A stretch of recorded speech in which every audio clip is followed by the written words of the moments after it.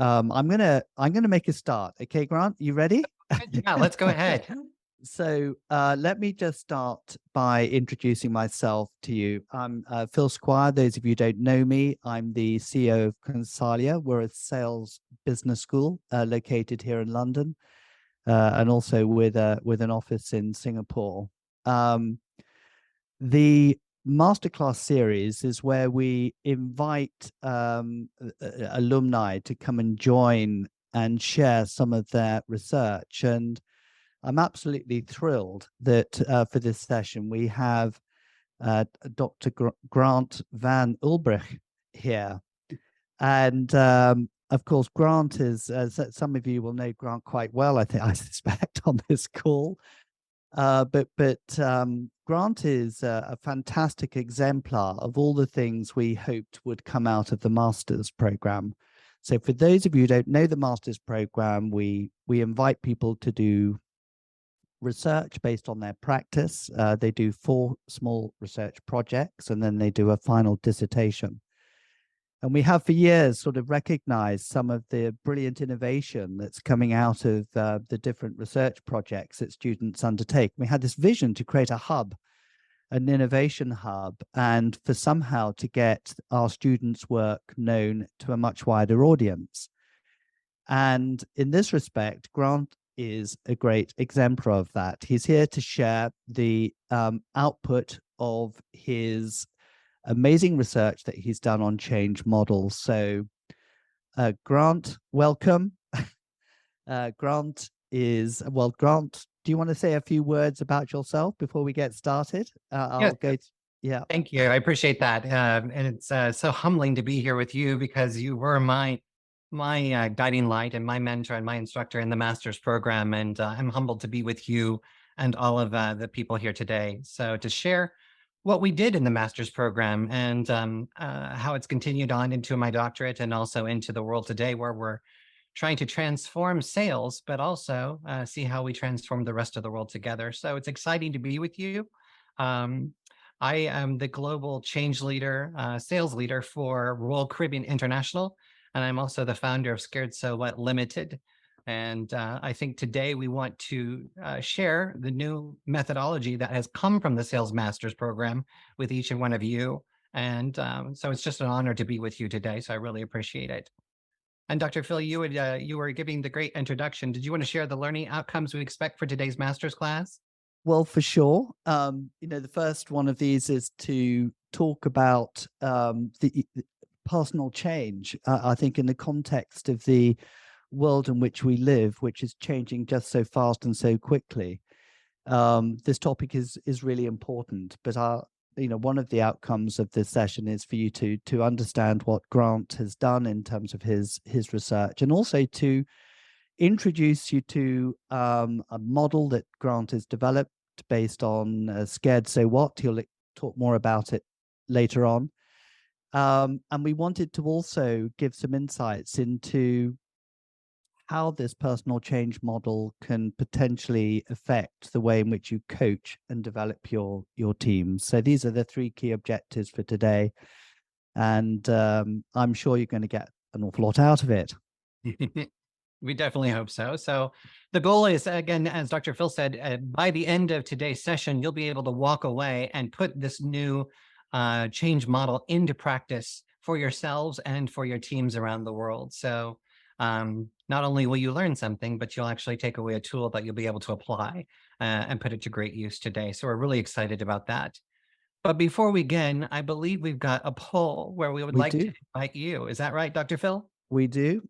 Before we get started, we've got a little poll for you to do. So, yeah, you will be invited to take part in various exercises as we go through. We won't just be listening to Grant or myself. So here we go. Let's launch the first poll, and you should see some questions come up on your screen.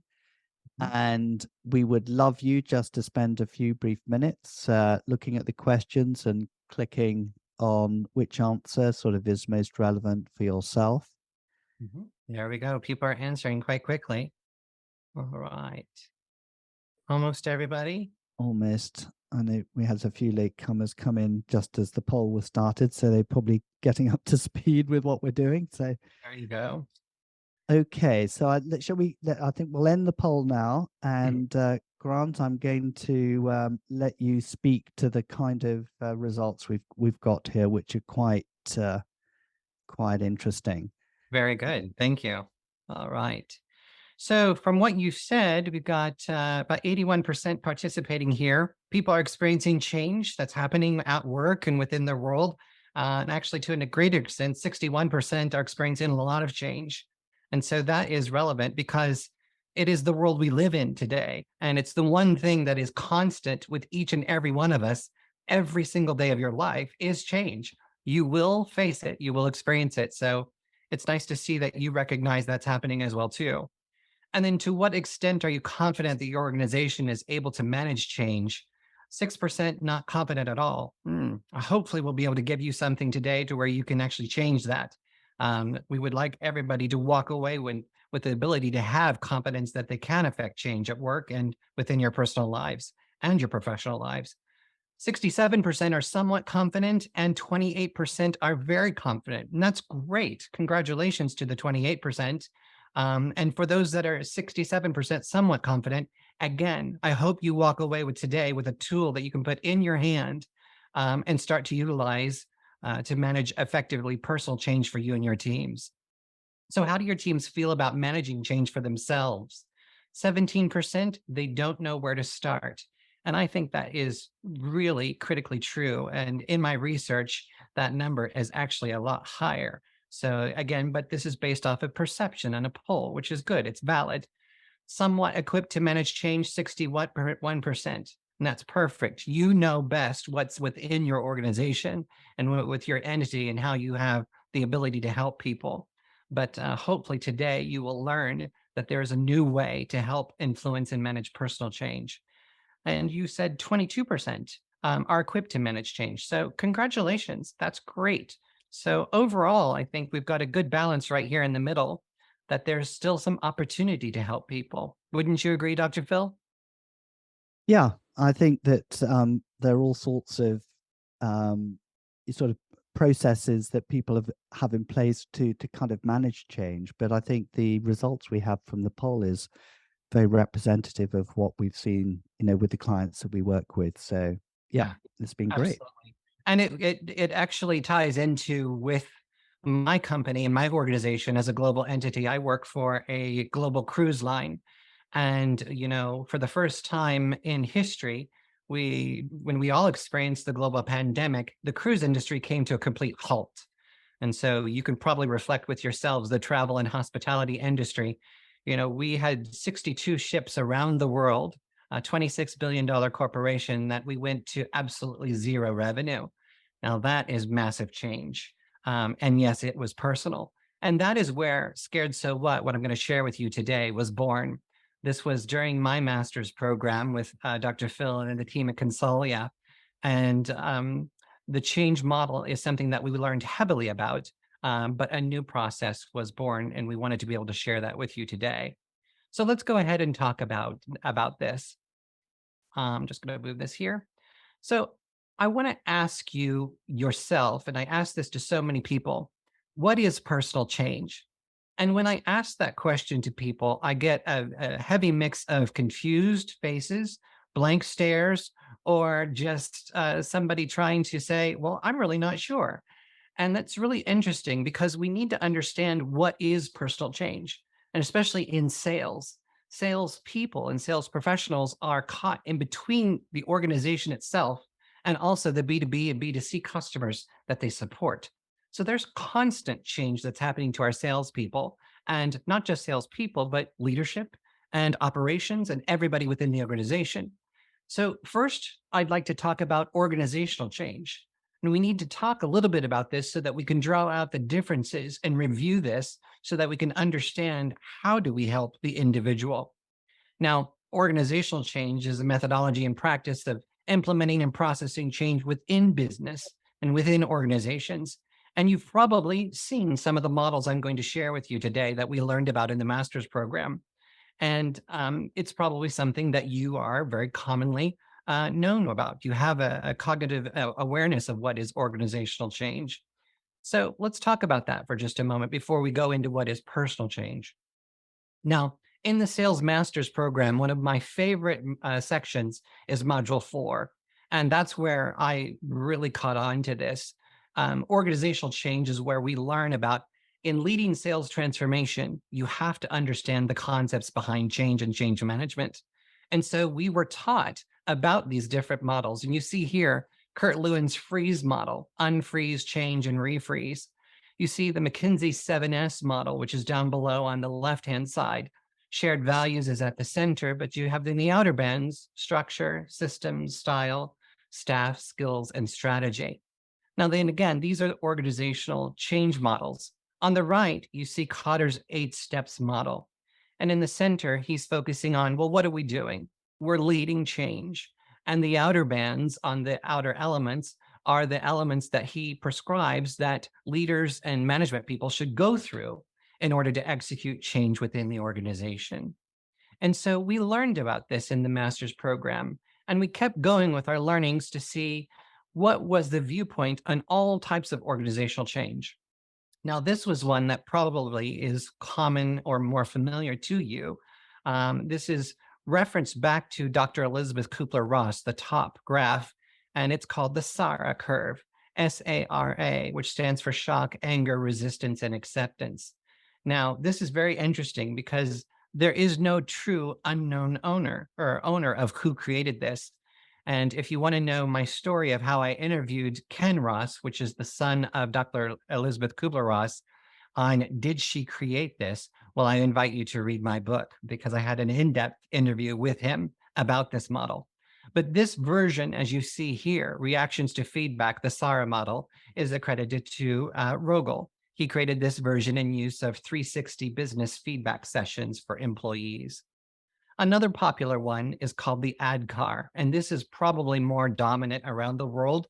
And this is Prosky's awareness, desire, knowledge, ability, and reinforcement. And this is where I get my most critical feedback because there are so many certified and professional Prosky trainers and coaches that are out there. And when I talk about scared so what in personal change, it's commonly pointed right back to the D in desire. And they say, well, this is where personal change is described. And what happens, though, you can break the model very easily if you just ask this simple question. What happens when the individual rejects change? You can't go forward with the model. And typically in business leadership, we do not ask those types of questions to find out if the individual accepts a change, if they're on board with a change, or if they agree with a change. Dr. Phil, would you agree with that in your experience? Do you see leaders asking those types of questions? Well, I remember our Module 4 grant when we introduced you to the different models that you've kindly shared here, that you sat with your arms crossed, looking rather perturbed and sort of challenging us actually with the fact that the change models, the organizational change models, didn't do it for you, and because it didn't address the personal issue, and so yeah, I think that the whole notion of creating a framework to help people at a personal level, not at an organizational level, is one that's really worth taking on board and considering, which is what you've done now. So yeah, Good. Well, thank you. I appreciate you.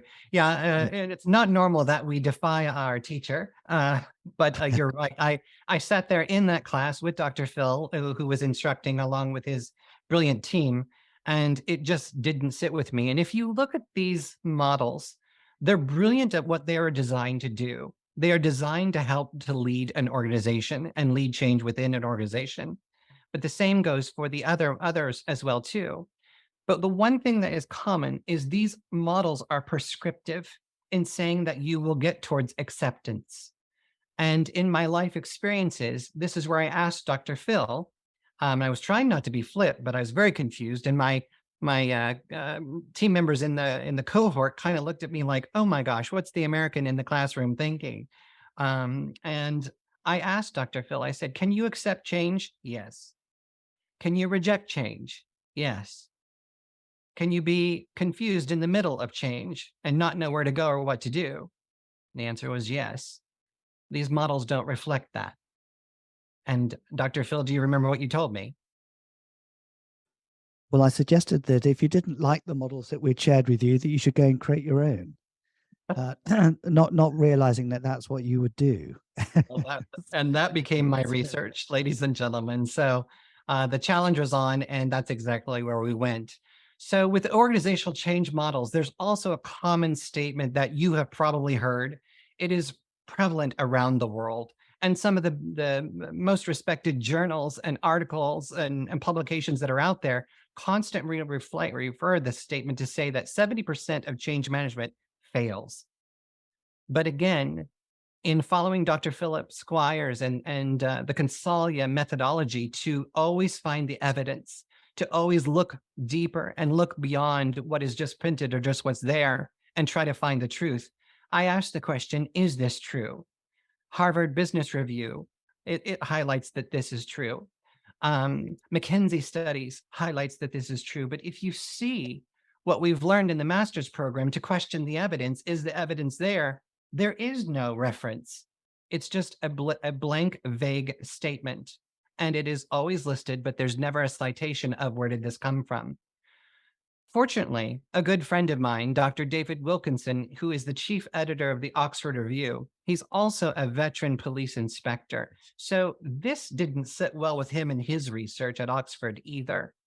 And what he did, kind of like myself, was to contact these leaders of global change, these gurus who have made these models around the world. And he traced this statement all the way back to John Cotter. And what he found out that John Cotter actually said is here. He said, a few of these corporate change efforts have been very successful. A few have been utter failures. Most fall somewhere in between with a distinct tilt towards the lower end of the scale. Now you can assess what that means to you, but what John Cotter is saying is a few are successful, but most of them lean towards the lower end, which is failure. And why is that? And this is where I was in my master's program saying, these models don't work for me because there's something missing. So how do we manage personal change at work? And as a sales leader, how am I supposed to influence, develop, drive, and drive towards success my own people? I can't use a model that's prescriptive on them. I need to do something that helps them to evolve their own thinking. And what is that missing link? Well, the organizational change models, they don't always work. And we know this now. We've seen the statements, we've seen the research, but the global leaders of change, they've always said the missing link is the individual involved. And it's the person who's expected to carry out and execute the change. And when I spoke with them about my new model, Scared So What, their response was, Grant, you've done it. You've bridged the gap between organizational change failure and organizational change success because you're including the individual. And so that's what we want to keep talking about. Personal change, what is it? Before I go on to this breakout session and we start talking with you, what is personal change? Well, it is any change that happens to you, with you, for you, or about you. It's not about the organization. It's about the individual and it's about you. So how do you manage that? And I think for now, what we'll do is go into a breakout session and we'll ask you these three questions. The first question is, to what extent have you been taught how to manage personal change? So we want you to do a little individual reflection yourselves. The second question is, how do you lead change within your sales teams today or for your teams in whatever role and function you support? And the third question is, what is your internal process for helping your team manage personal change? Do you have one? Or do you ever ask your teams those questions? And so, Dr. Phil, do you think we can break out into some different groups here? Yes, I've got the room set up, but Grant, I just wondered before we went into the breakout rooms, because you're addressing this topic of personal change. Well, it's obviously at a very personal level, but could you explain the context of this situation that you're in at Royal Caribbean, when the pandemic hit, Mhm. and what you observed in the organization, with the news of such a dramatic change to the business. Absolutely. Happy to, yeah. Yeah. Okay. So when we were building this in the master's program, we started in early 2018. And then, as you all know, you lived through it as well, too. In 2019, we transitioned into the global pandemic.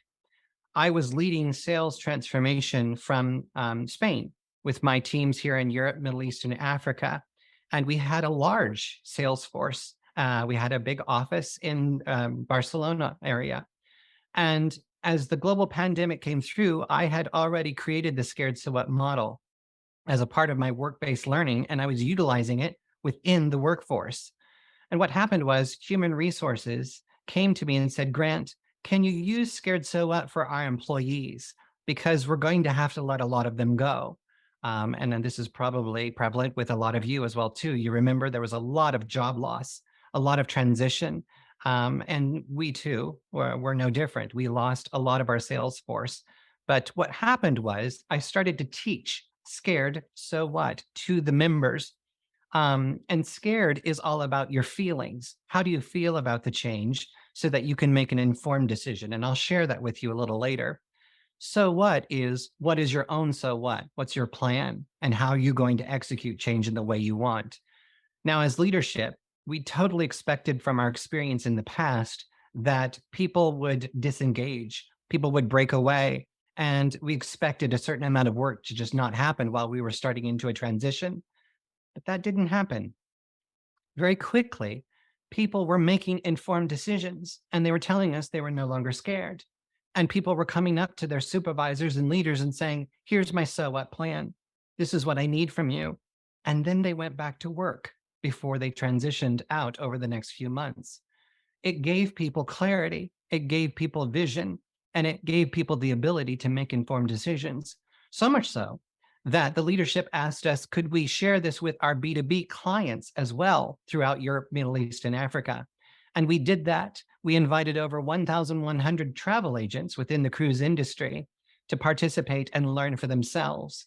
And I had many discussions with travel agents across the EMEA region who were not only sharing it for their B2B colleagues and their colleagues within the industry, but they were sharing it with their children as well. And we had kids as young as 14 years old who were utilizing Scared So What for themselves. So it has a wide research base, a wide footprint from across the world. And it has dramatically affected our ability to manage personal change at work, not only for ourselves, but also for our customers. And so that was a beautiful test case of how we did that. And I think for me, what made this exercise so authentic is the fact that you had such, so many dramatic issues to have to deal with. Yeah. I mean, some of our clients in the technology sector, this was boom time for them. Pandemic was actually a good thing. Yeah. But in the travel and leisure sector, my goodness, that really crashed.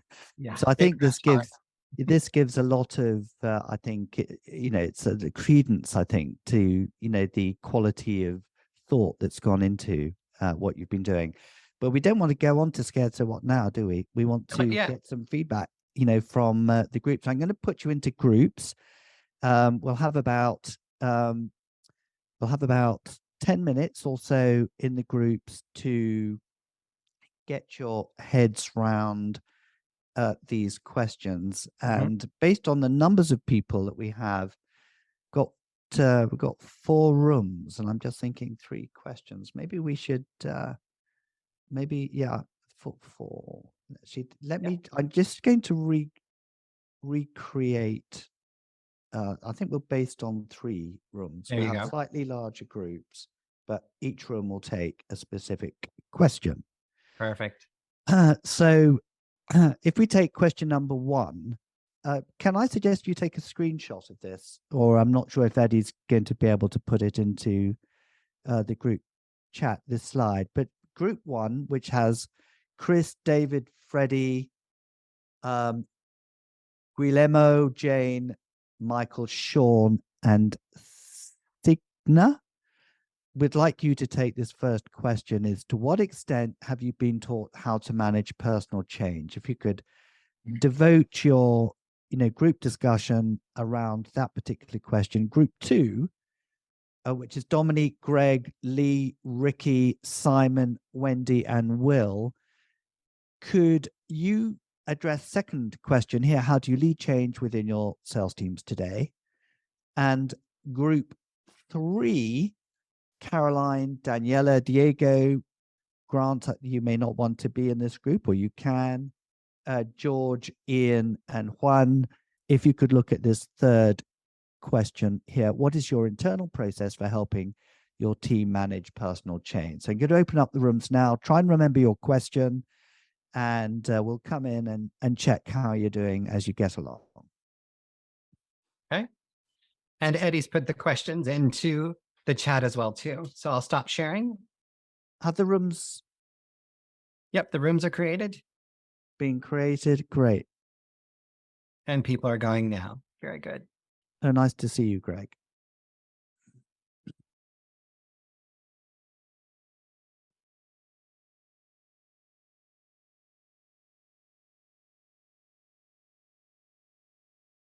Phil, are you going into your room?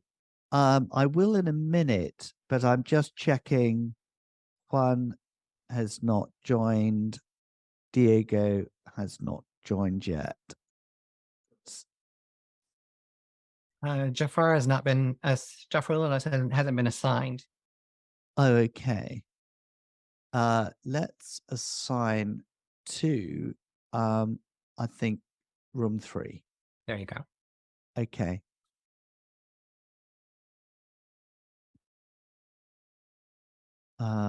He should. Is that? Yep, George is in room 3 now. That's great. Okay. So we've got George, we've got Will in room 2. And we've got, yeah. Perfect. I thought 6 was 6 rooms was a bit too many. Oh, that's too many, for yeah. the group, but we'll see. Perfect. How long do you want to give them? 10 minutes, you I said? think about 10 minutes or so. Is that okay? How are we doing for time? We've been half an hour. Is that good or bad, Eddie? No, I think it's pretty good. It's interesting as well because although we had like around 28 people at one time on the Zoom session, a lot of people are actually viewing it on Restream via LinkedIn. So I've just been encouraging them to sign up to the Zoom session itself. So that's Okay. why you'll probably see people filtering in. How interesting. That was the hard part for me because I couldn't find that link or where to register. Yeah. So I've just been directing people. That's why I keep seeing people in the waiting rooms and. Well, the good thing is that we've got a good number and we can. We're restreaming it, so it's perfect. Yes. I don't want to pop in because I don't want to influence them. Okay. I just want to let you know, guys, we're still being streamed, us 3. I've just seen. So just so you're aware. So for all of you who are watching on the stream, everybody who's participating in the masterclass is in a breakout session at this moment. And they are discussing with themselves 3 questions that we gave them. Number 1 is, what is personal change, or how are they managing personal change for themselves? Number 2 is, to what extent do they manage it within the organization? And for the third area, it is, what facilities are they applying to personal change? So they're discussing that right now. So the masterclass is underway, and in just a few more moments, we'll be able to bring them all back and hear their assessments of how they're using it. From there, we're going to learn a little bit about personal change and how you manage it for the first time with a new model called Scared So What. So I hope you stick with us, because at the end of this masterclass, you will walk away with the ability to manage personal change for yourselves with a new app. And you'll also learn so much more about the sales masterclass and the sales master's programs at Consalia Sales Business School. So stick with us. The masterclass is underway. Thank you. Did that sound like a little radio host? Very good, Grant. There you go. Sounded I amazing, suggest- Grant. So they've had 3 minutes so far. I think we'll Yeah. and give them another 7 minutes and then bring them in. Sounds good.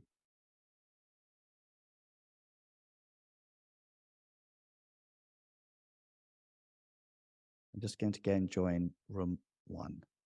All right. I'll join run 2 and then come back out. Okay.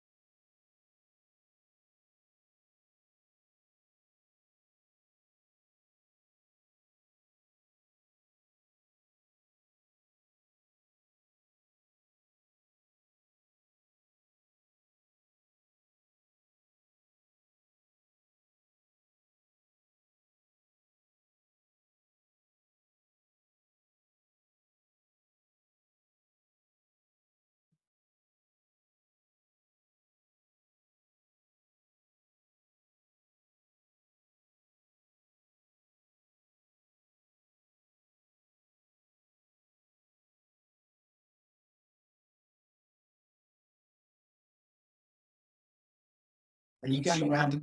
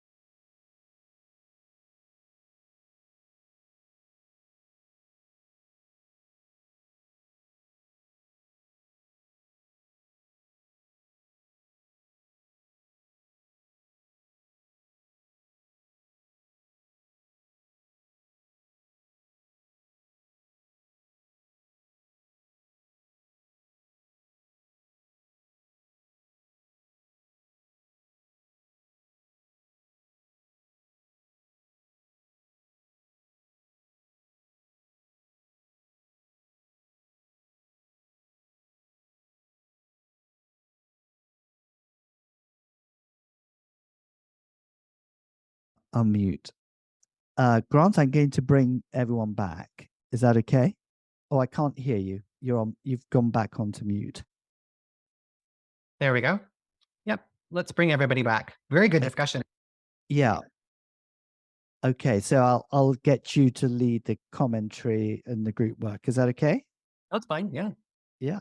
So close all You the have to chime in rooms. with your group as well too. I was in group 2. That was interesting. Yeah, I went into 1 and 3. Good. Yeah. Okay, that's great.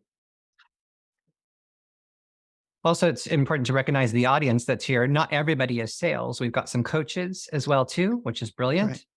Yeah. People, different entities.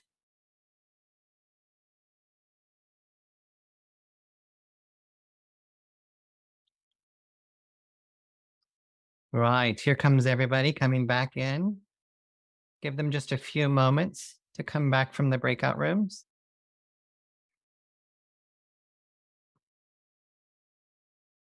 Let's see.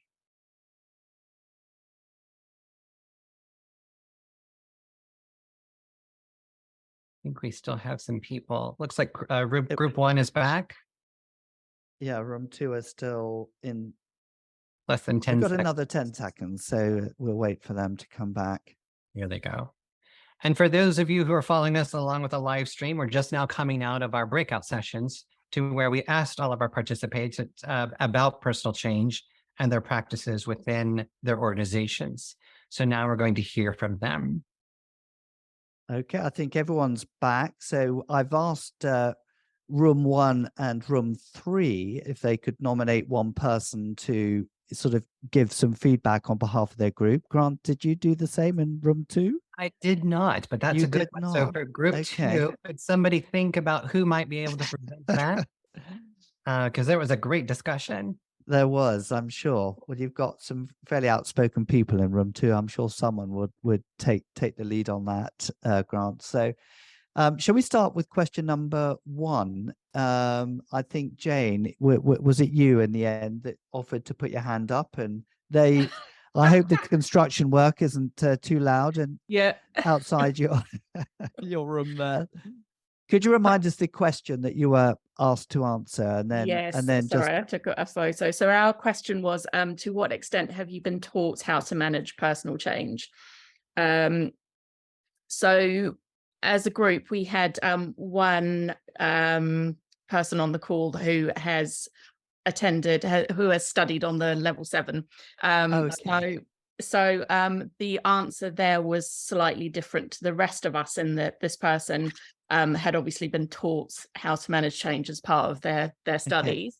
However, the general consensus was that, including from this person prior to their studies, that no one agrees that they've been taught by their organisations how to manage personal change. We all felt that we'd all come from different situations where we had learned to adapt our own behaviours about how we manage change ourselves. So that was sort of the overall consensus from all of us that, yeah, we've all learned how to adapt. We haven't been taught how to manage change. Right. I don't know if the other groups would like to maybe put in chat, your comments as well, based on what we've heard, but that's Jane, so well done. And that was without any external interruption as well. So that was successful. Very good.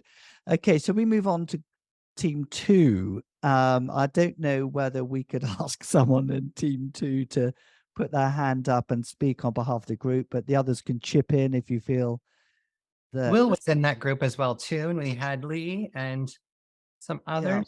I'm very happy to summarize, but I'm sure members of my group might want to chip in as well if I miss anything else. But the question we were asked was, how do you lead change within your sales teams today? And we had a really interesting discussion, actually.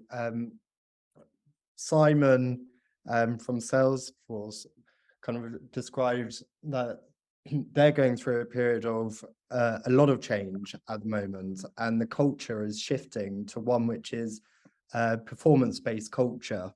And it's becoming a lot more clinical in their approach, and a lot of KPIs and KPIs on top of KPIs and scrutiny, and is sort of being led from the top. So changes sort of being imposed on the sales teams a lot. And actually it was echoed by what Wendy also said at Royal Mail, where Royal Mail's going through a huge amount of change too. And again, it's you know, the focus is a lot more on productivity, and how that is communicated to the sales teams it can be quite challenging. And Greg at SAP is I think sort of echoed again what Wendy and Simon both said about sort of change being quite imposed on the sales teams, very much from a top-down approach. Mhm. And then Lee, who's an executive coach in our group, said sort of came at it from a slightly different angle, to say that change needs to be participative, and following a coaching framework is a really strong way of helping to manage change. I think, yeah, Simon's comment right at the end of our group discussion sort of made me laugh, because salespeople tend to have quite large personalities, and they are quite, you know, driven in the way that they like to do things. And Simon said, well, if you want obedience, you buy a dog. So I think, yeah, I think to change salespeople's behavior the best of times is quite difficult. So even if it is being led by the top, is how people buy into that, how people participate in that change is actually a real challenge. Hopefully I've done my group justice there, but please, anyone in my group who wants to chip in, please do stop me talking. It's quiet, so I assume all good. Well, I must admit, I'm not sure if I can teach my dog obedience, as some of you will vouch for. I've been trying to work on it for years, but still. Okay, let's go to room 3.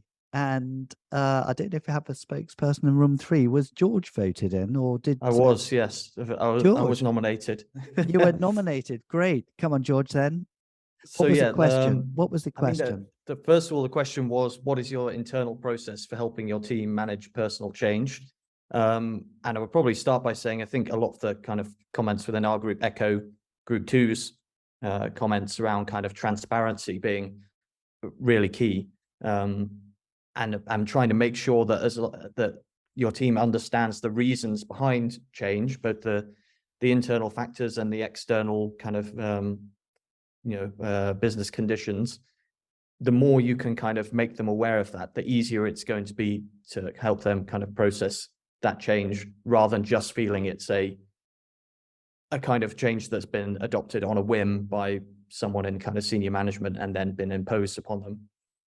And Ian was talking about kind of the methods that he tries to teach companies to adopt around kind of going beyond just kind of transparency behind the reasons, but also trying to talk to individuals, get them to kind of work through what the options are about change. You know, here's the situation we're in. We can't just sit on the fence and do nothing. There has to be some sort of change to address the current situation, problems or opportunities that are coming our way. So let's talk through what the options are, getting them to kind of volunteer what some of the options are, talk through them, rank the kind of the positives and negatives to each one, and kind of hopefully arriving at the same conclusion as what the senior leadership have arrived at, that this is the way forward.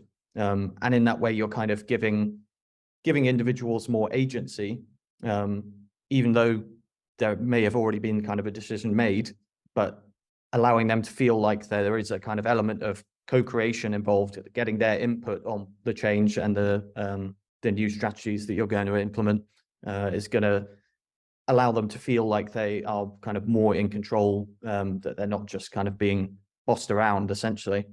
And the other kind of running theme through our discussion, I would say, was that salespeople are absolutely equipped to do personal change if it's kind of handled in the right manner. You know, they are flexible, they are adaptable, they have these skills. It's just a matter of, you know, managing it correctly. But yeah, those were kind of the themes behind our discussion. Once again, anyone else from Group 3 is happy to chime in if I've missed anything. Is that okay? Group 3? Good. Yeah. Yep. I see some nods there. That's brilliant. Thank you. Grant, I'm going to hand back to you now. Thank Yeah, you so there's much. some great. Yeah. Let me see if I can just put this back here and we'll share this again. I'll try to get. All right. Can everybody see our screen? Perfect. Thanks for shaking there. Well, listen, thanks so much for that participation. This was just brilliant listening to your own scenarios of what's happening in your real world. And I love listening to the answers of the different scenarios, because it's exactly what we've seen over the years since I started the master's program in 2018. And in doing so, you know, one of my former jobs prior was leading diversity and inclusion within the cruise industry. And if I think about what the methodology and the mantra behind being diverse and inclusive is, it is about the individual. And how do you bring the individual along and make sure that they're engaged in their workforce, in their livelihood that they spend so much at work? And how do you make sure that you get their thought and their input? And so that it was behind what I was driving at when I started to learn about the change models. And as you rightfully said, Lee even brought this out, who does executive coaching, and she coaches salespeople as well too.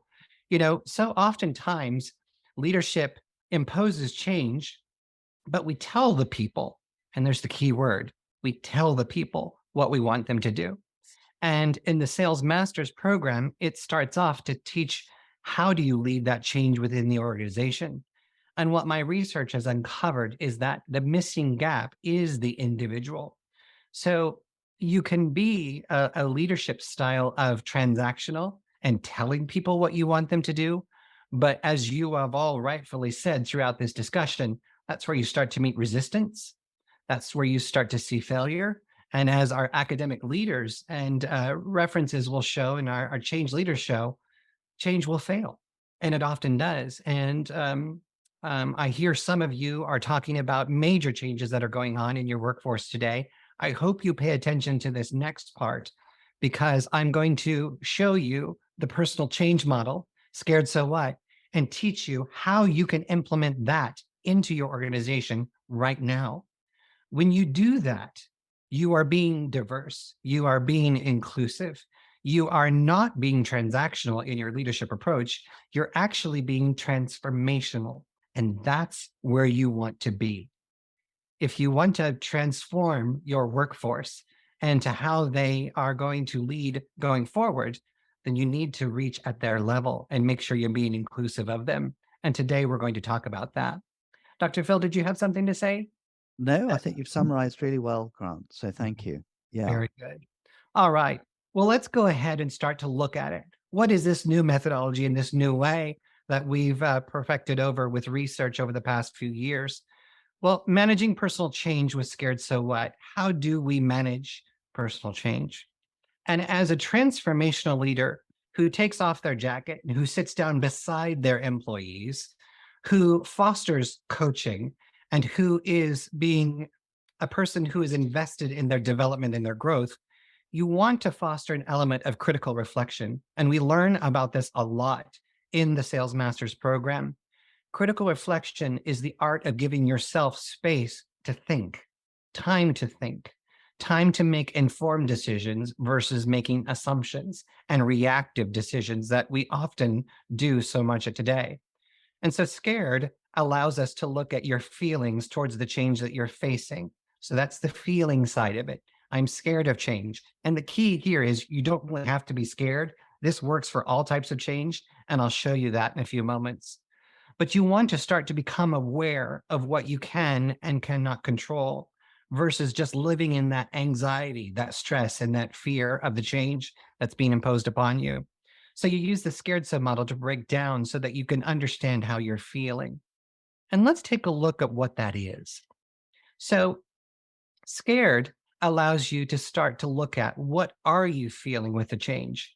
Now, what we do today, and what I've heard you loud and clearly just say, we tell our salespeople what to do, or we tell our teams what to do, and we lead transactionally. And sometimes they reject it. Well, sometimes they don't follow along, or we don't get the outputs that we want as leaders. And there's a reason why. And I've shared that with you. The missing link is the individual.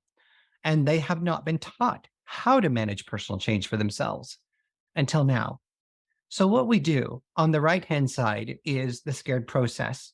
At the center is you and your change. You are synonymous with the change because it's about you.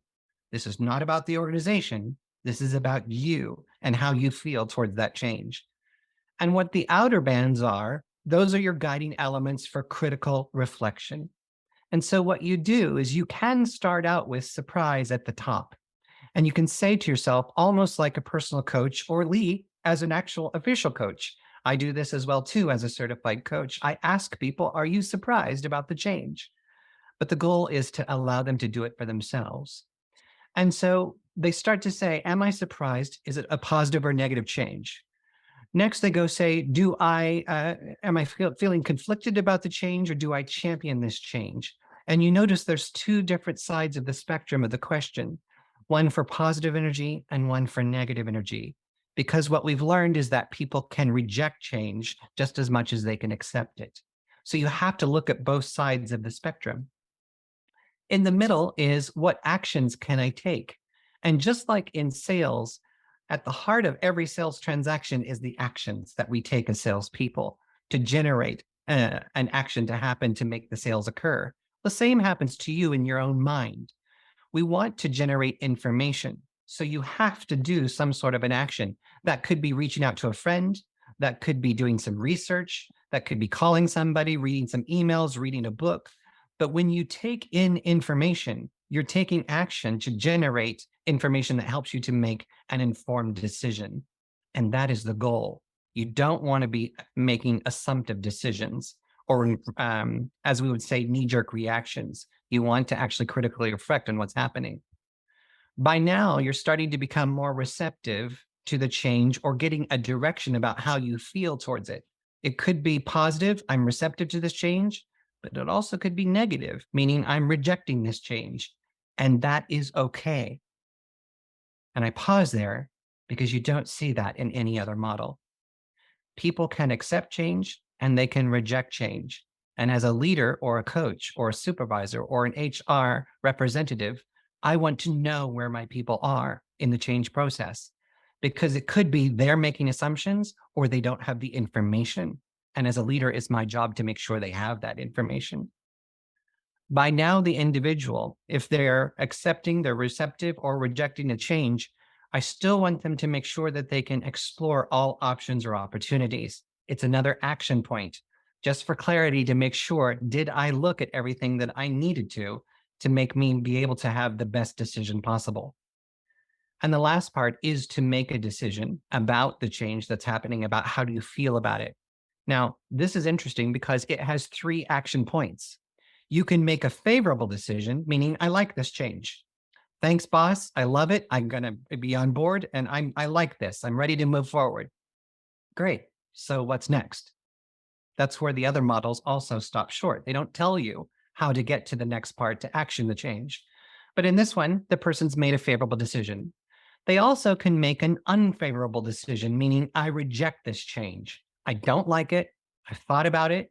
It's not for me. But as a supervisor, if you're not asking people how they feel about the change, you may not know.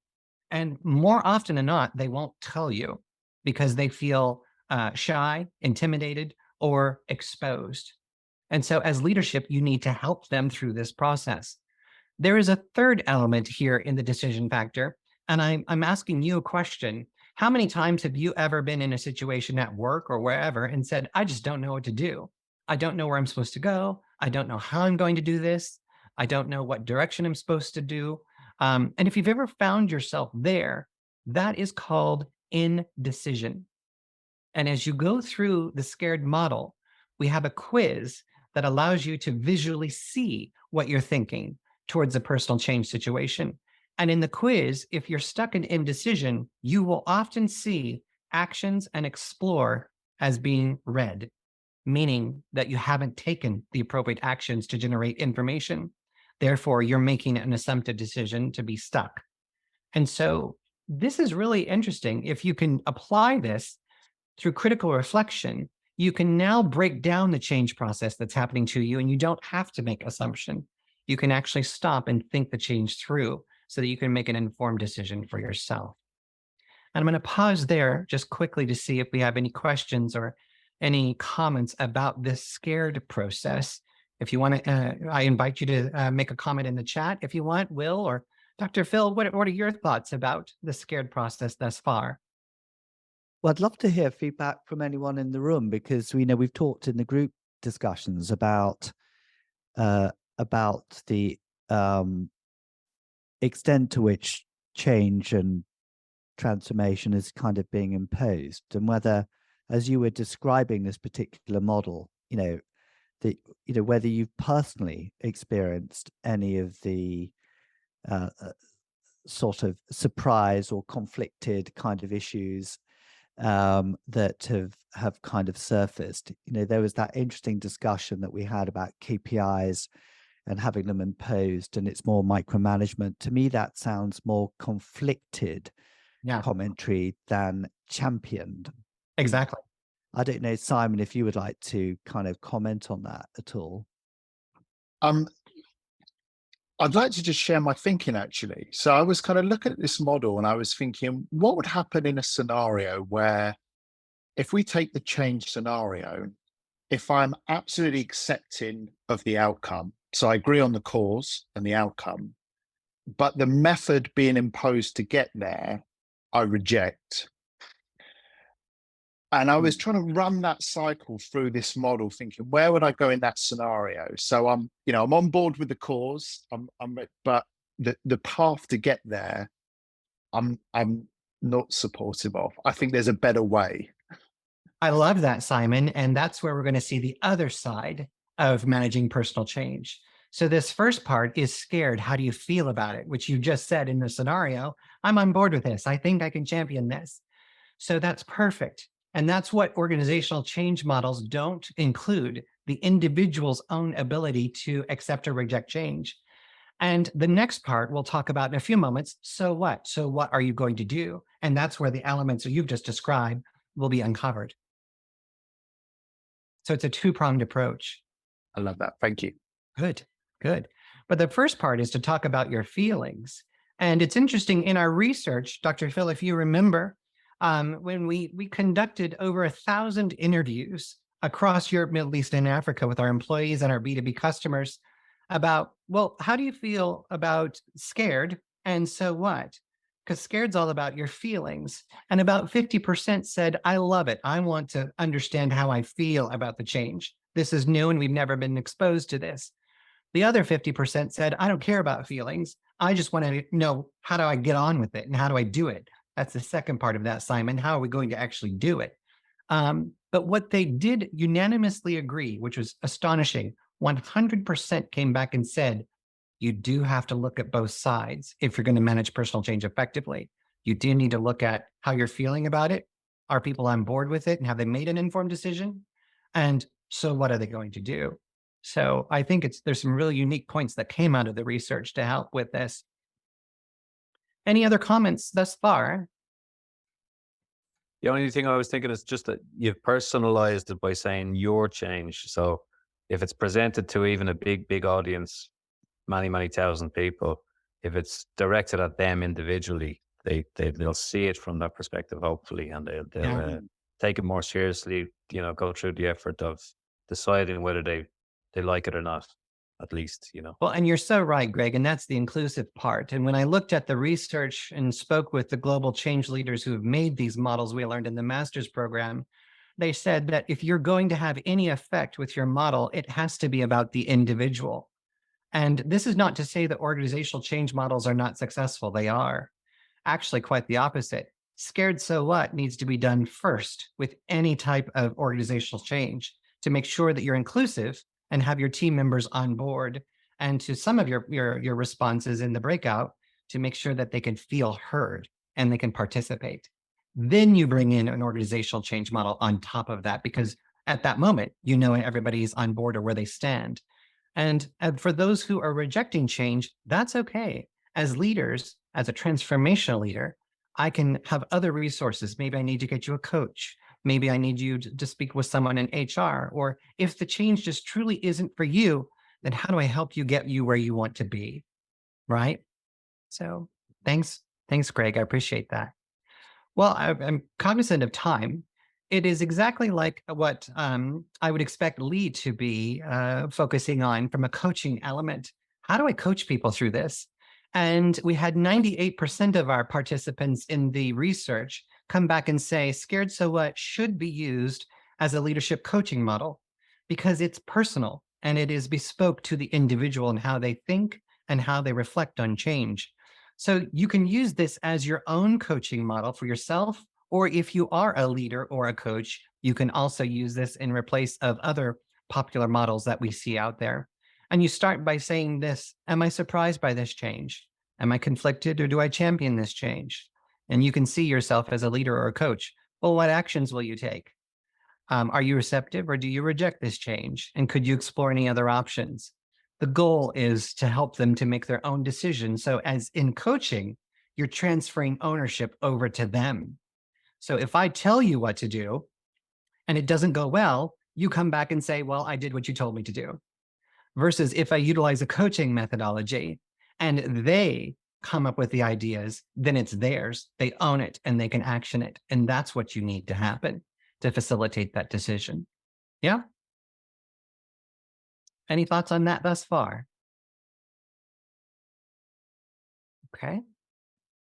All right. There is, you'll be happy to know, there is a tool that you will receive at the end of this to help you execute all of this. So you don't have to remember all of this. There is a questionnaire that sits behind Scared. So people can take their thoughts and put it into a visual representation in a digital output so they can clearly see how they feel and what their decision is towards a change. And I think you'll really like that. But we have to recognize that this model is not linear, and we have to follow along the way people learn. And Dr. Phil, you had a brilliant quote here from Mark Twain. Did you want to share this?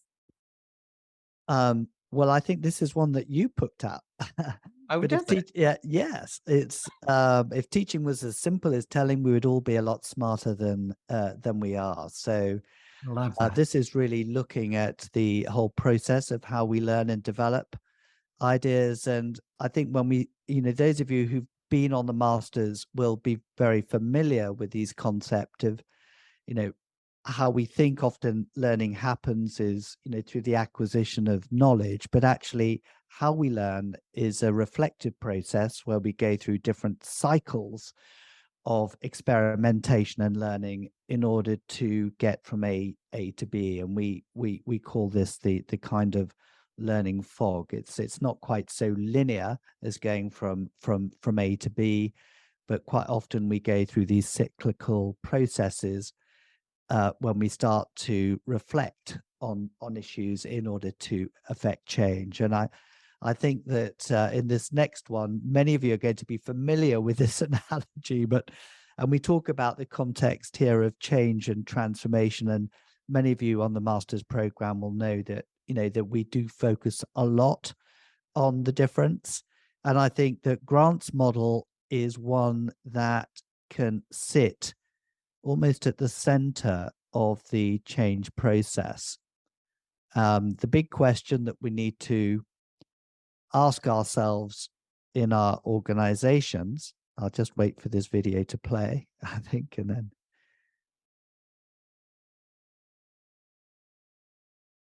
is what is the problem we're trying to solve here? Are we needing to change and become a faster caterpillar, or are we needing to transform into something completely different? And I think that the process of how you manage the chaos sometimes in a change environment at a personal level is the question that Grant is posing here. You know, Exactly. the great organizational models that you expressed earlier, Grant, you know, they all stand, but it's how do we deal with this change journey that people often have to go on in the moment. And I think that this is what's so interesting about the model that you've created. Thank you. I appreciate that. And you're so right. It's important for us to stop and think about this. Are we trying to implement change, or are we trying to achieve transformation? And I think that, you know, this is Dr. Phil's story that he told all of us in the master's program.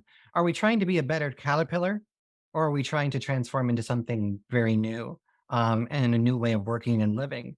And if you change, you can always go back. But if you transform, then you can only go forward. And that is the difference between change and transformation. And as I heard a lot of you in the breakout sessions, you've got a lot of change processes that are coming forward. A lot of them are top down. A lot of them are transactional leadership. And I'm here to tell you from the master's research, you're heading towards organizational change failure if you do not include the individual, and you won't achieve the transformation you're looking to achieve. So you have to understand within Scared So What, it's no different.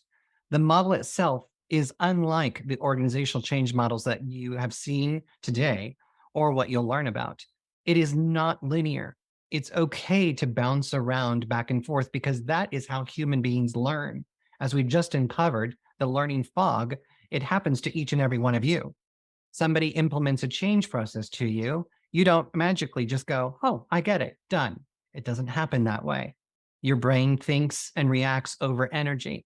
And like that, this is captivated in the scared process.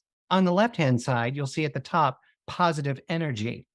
This is for positive change. Think of a change like you're getting married, or you're getting a promotion, or you're getting a new job, or moving to a new house.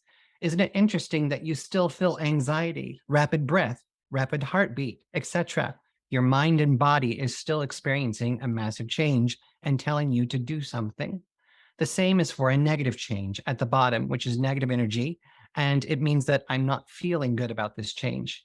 And so, like the way people learn in the learning fog, you as the individual will bounce back and forth through positive and negative energy. And some changes are just neutral along the way. And over time, you come to make a decision about it. The goal here with Scared is to allow yourself to critically reflect, understand that you're going to have positive and negative moments, but you want to make an informed decision for yourself. You don't want to make an assumptive decision. And hopefully that makes sense to you. So this is built bespoke for individuals on how they actually think and learn towards change. Where the organizational change models stop is where Scared So What moves forward. So once you've made a decision about a change, you often find yourself saying, well, so what? So what does it mean? Or so what can I do about it? And that's where we took the elements of how do you manage change, and we made them bespoke for the individual. So again, now that you've made a decision, your change is still there. We're not done yet, right? And we're not ready to go ahead and put that organizational change process into place because the individuals themselves don't know what they're going to do for themselves or how they're going to manage the change for themselves. And the key words there are for themselves. So you still need to function as an executive coach, Lee, or as a transformational leader to the rest of you and help people to get through this journey. And you can do that with the so what methodology. This is bringing the model together, Scared for feelings and so what for the action. And again, you're still at the center. It's your change. You've just made a decision about it. But what are you going to do? Well, at the top, what's your strategy? What are your strategic items that you'll input to make sure your change is successful? Now, that's where you can start to put your KPIs. and how you're going to support those KPIs that I've heard so much about in the breakout sessions. But then ask yourself, what other options or opportunities do I have? You want to be thorough. You are still in critical reflection and you're thinking out loud to yourself or silently. You could just be writing this down. And once you do that, you then move forward and say, right, do I have a way forward with my strategy that I put into place?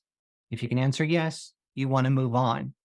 If you can't answer it, you want to take that critical reflective time so that you can review your strategy and options so that you have the right elements in place. You might need to ask somebody, ask a supervisor, ask a colleague, or invite someone and say, hey, this is my plan. Does this make sense to you? If you can move forward, then we want you to pause and we want you to say, right, do I have hope or do I know how to execute my change? And why hope? Well, hope gives you motivation. Hope is your internal inspiration. Hope is the fuel within the individual to make things happen. If you don't have that, it's not going to happen. And you've seen that too many times as coaches and as leaders. Well, people were just not involved with their own action plan, or they didn't know how they were going to achieve it. So if you look at your strategy plan and you say, I don't know how I'm going to do this, then you need to pause and you need to reflect on your strategy until you can see clarity. Then you move over and you say, right, what actions will I take to ensure that my change is successful for me? This is about me as the sales individual, as the leader, as the HR individual, as the coach. What actions will I take? And then finally, what will I do to take ownership of my change? That could be timelines, that could be bullet points, that could be emails that I need to send, or it could be something that we often forget. And that is just to say, congratulations to myself. I did it. I executed the change in the way I wanted. So now I'm no longer afraid. I've made an informed decision and I've utilized my own plan to execute the change. If you can get here through scared, so what? And you can have people breaking out with taking their own ownership for change. Now you're ready to apply an organizational change model on top. We're all aligned. We know who's on board with the change. We know who's not on board with the change and could benefit from more coaching or more leadership or maybe a different alternative. And we know how to execute the change going forward. Now we can use the organizational change model to say, how will we go through to identify our steps together? And this is about you. So Scared So What is about the individual and being inclusive to bring the individual on board with the changes so that you can achieve that transformation. You don't want to just change because you don't want individuals to go backwards. You want them to transform themselves so they can transform their business as well. Yeah? Dr. Phil or anyone, any thoughts thus far? I'm just wondering if back to Simon, if this is helping him with maybe some of the sort of actions and next steps. Well, it's certainly sparking a lot of reflection, I can tell you at the moment. So this is Dr. Grant. This has been really, really insightful. I've really enjoyed this. It's I was just taking a moment just to digest everything that you were just discussing. But yeah, I really like the model, and I think to the point that that Greg made.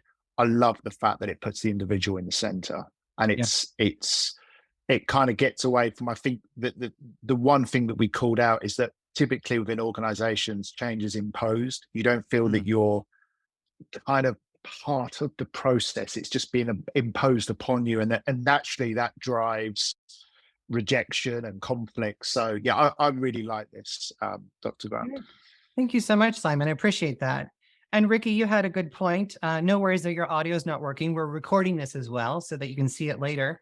But change does have several elements within the person, which is why the model is about the individual first, to be inclusive, with the company or leaders, which is why you also need to learn this as leadership within the organization. You need to understand how people think, how do people learn, and how can they get themselves to understand how personal change versus making assumptions. So you're so right. And then adjusting to make change happen with the education or behavior. I think we can absolutely do this once we understand, the leadership team understand this model, and then to put it in to change the behavior, we have the app that allows people to put the ability to manage personal change into the palm of their hand. And I'm going to give that to you now. So hopefully you will like that. Yeah. So as a coach, and for Lee and for all of us, you utilize the same methodology here. You're asking yourself individually, what is my strategy? What options or opportunities do I have? You're utilizing critical reflection to break down the change so you're not stressing, you're not having anxiety or nervousness about it. You're actually critically reflecting on your own change so that you can take ownership of it.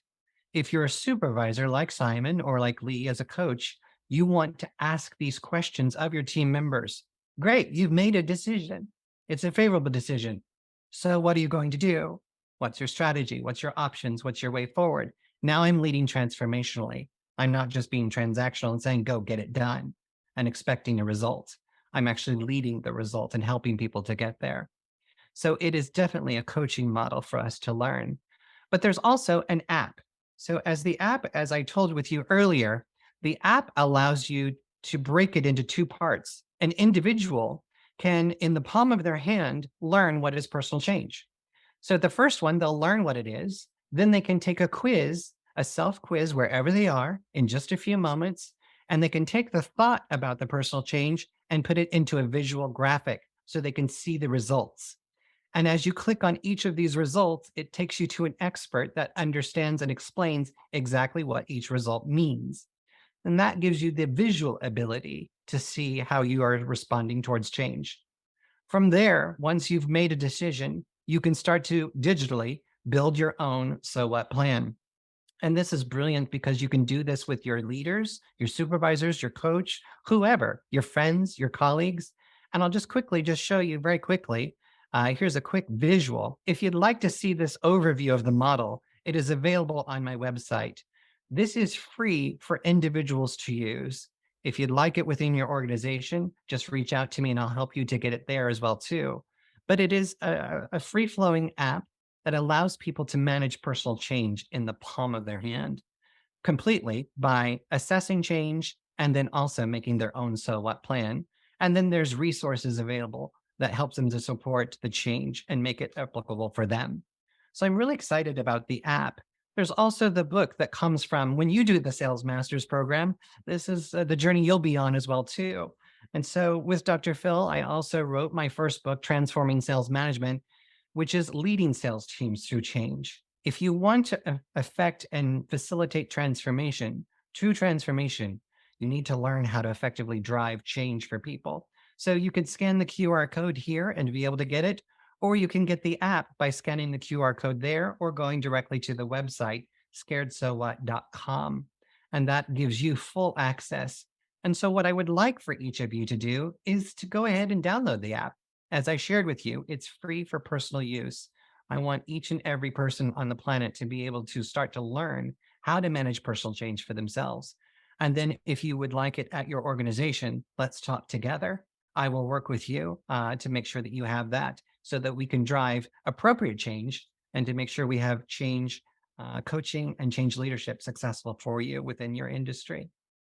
So hopefully this gives you some excitement through today's masterclass to be able to learn a little bit more about what is personal change, how do you manage it within the sales environment, but it goes much further than just sales. But this is something that if you too participate in the master's program, you will learn so much more about the sales science and the sales psychology behind sales so that you can effectively drive transformation for yourself.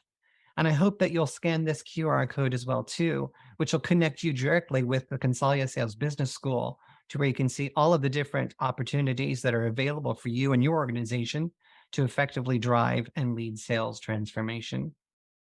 And with that, I'm going to stop sharing and I'm going to bring it back to the main screen and open it up to Dr. Philip Squire and to any of you for questions, concerns, comments, or thoughts. Well, first of all, I think we need to thank Grant, for sharing his amazing journey. If we could clap, thank you, Grant. It was really, really kind of you to share. I mean, and I think that I'd just like to say a few sort of maybe final comments.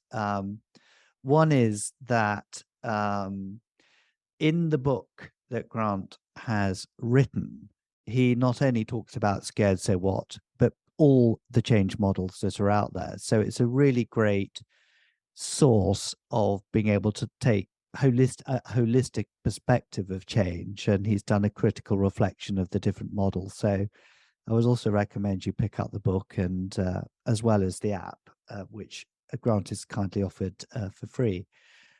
And yeah, this gives you a kind of insight into what potentially can come out of the masters. The innovation, is there because of the critical reflection that we've spoken about. And it's just amazing to see something like this emerge into the marketplace from our students. So thank you very much, Grant, for that.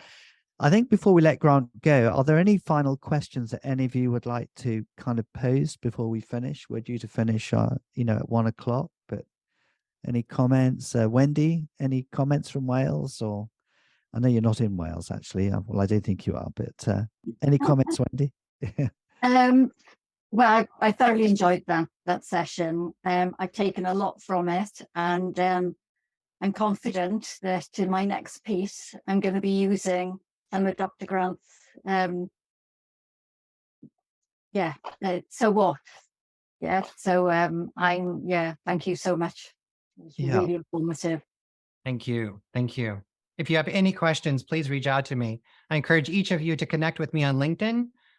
Let's stay connected together, but also connect with Dr. Phil and Consalia. They've been my right-hand partners here at Royal Caribbean Global Cruises over the past, 6 years. And they're just a phenomenal resource. And if you have the opportunity to join the Sales Masters program, please do. It's amazing. Well, thank you, Wendy, as well. It's great to see a number of our alumni here, I have to say. It's always great. Ian Lee from South Africa, any final comments or anything you'd like to ask or add before we close? So I know from my side, I'll certainly be linking to Grant, Dr. Grant. I have some questions just around some of the research that you did in terms of beliefs and thinking, etc. So I'll be reaching out to you to get some clarity on some of that. Thank you so much. Thank you, Lee. That's great. Okay, well, I think that pretty well brings us up to the end. Will, Eddie, is there anything I need to say as final thoughts? I always get told off because there's something I've missed. Nothing from me, Phil. Nothing. Wow. Yeah. That's very good. Well, thank you so much, everyone, for participating, and all those of you who are live streaming into this session. Thank you very much. Cheerio. Bye-bye. Bye-bye. Thank you. Thanks. Bye-bye. Bye-bye.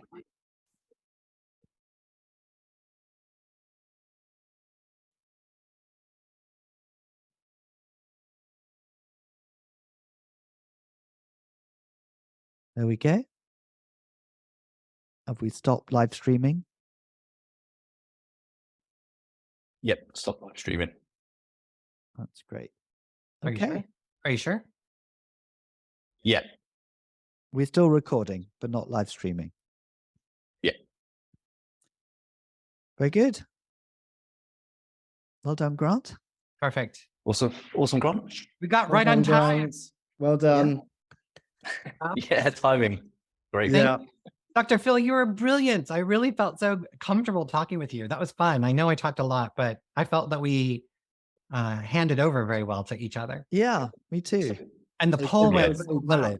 Congratulations, Eddie. I didn't do anything.